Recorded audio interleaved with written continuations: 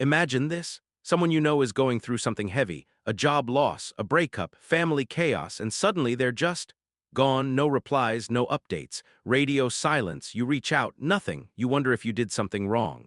But here's the thing, you didn't. They simply disappeared, not from malice, not from laziness, but from something much deeper in their wiring. Have you ever noticed that certain people don't ask for help when they're drowning? They don't vent.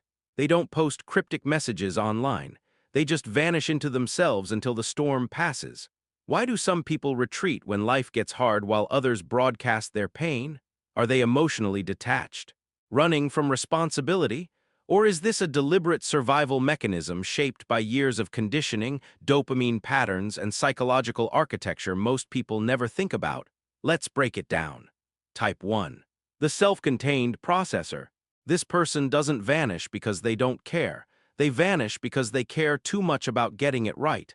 When life gets difficult, their brain shifts into diagnostic mode. They're not ignoring you. They're running a full system analysis on themselves. Here's what's happening beneath the surface. Their prefrontal cortex is working overtime. They're mapping cause and effect, analyzing mistakes, rewriting their internal narrative. They need silence because noise disrupts the repair process. It's not isolation, it's recalibration. And here's the hidden strength. While everyone else is panicking and reacting, they're methodically solving the problem at the root level. They don't need your reassurance. They need space to rebuild their foundation. When they come back stronger, more precise, more aligned. You're not abandoning people, you're protecting your process. Type 2. The energy conservationist. This type understands something most people don't. Explaining your pain costs energy. Responding to concern costs energy. Pretending you're okay costs energy. And when you're already running on empty, you can't afford the expense. So they go dark, not out of rudeness, but out of survival economics. Every text, every call, every "I'm fine" is a withdrawal from an already depleted account. Their nervous system is in preservation mode. The body is prioritizing core functions. Social performance gets shut down first. This is rooted in attachment theory and early conditioning. If you grew up in an environment where your struggles were dismissed, dramatized, or used against you, you learned a hard lesson. Sharing pain doesn't reduce it, it multiplies it.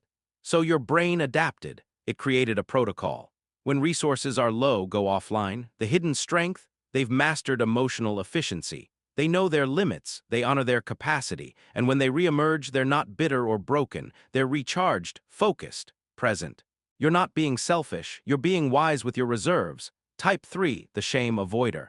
Let's talk about the uncomfortable truth most people don't admit. Some people vanish because they've internalized a belief that struggle equals failure. That needing help means you're weak. That being seen in a low moment is humiliating. This isn't ego, it's conditioning. Somewhere along the way, they learned that vulnerability is dangerous. Maybe they were mocked for crying. Maybe they were told to toughen up. Maybe they watched someone they loved get exploited for showing weakness. So their psyche built a defense. When life gets hard, hide until you're strong again. Only show the finished product. Never the messy process. What's actually happening? Their brain is protecting them from perceived social rejection. The amygdala is triggering a threat response. But the threat isn't the problem itself. It's being witnessed while dealing with it. It's the fear of judgment, pity, or that look people give you when they realize you're not as put together as you seemed. Here's the reframe. This person isn't weak. They're carrying the weight of old wounds while fighting new battles. And the fact that they come back at all, that's resilience. That's proof they haven't given up. They're just doing it on their own terms. You're not running from support. You're protecting yourself from exposure. Type 4. The pattern breaker. This is the person who vanishes because they've finally realized something profound. The people who show up during your highlight reel aren't always there for your deleted scenes, and they're done performing. They used to overshare. They used to trauma bond. They used to seek validation through vulnerability. But they noticed a pattern. The same people who said, "I'm here for you," disappeared when things got real. Or worse, they turned their pain into gossip, into content, into proof of their own superiority. So this type made a decision. They started curating their inner circle with ruthless precision. When life gets difficult now, they don't broadcast. They don't crowdsource solutions. They assess who has actually earned access to their struggle. And that list is very, very short. This is an advanced psychological move. They've shifted from external validation to internal sovereignty. They've stopped outsourcing their emotional regulation. Their dopamine no longer comes from likes, comments, or performative empathy. It comes from solving their own problems, from proving to themselves that they can, the hidden strength. They've become emotionally self-sufficient. They're no longer hostage to other people's opinions, availability, or capacity. They've built an unshakable foundation within themselves. You're not being cold. You're being intentional about who gets access to your healing. Here's what we need to understand. People who vanish when life gets difficult aren't broken. They're not avoiding, they're not weak. They're operating from a different psychological framework, one that prioritizes internal processing over external performance, one that values depth over noise, one that refuses to treat struggle like content. You're not being difficult. You're just free from the need to perform your pain for an audience that may not even care once the show is over. So which type are you? Are you the self-contained processor who needs silence to rebuild?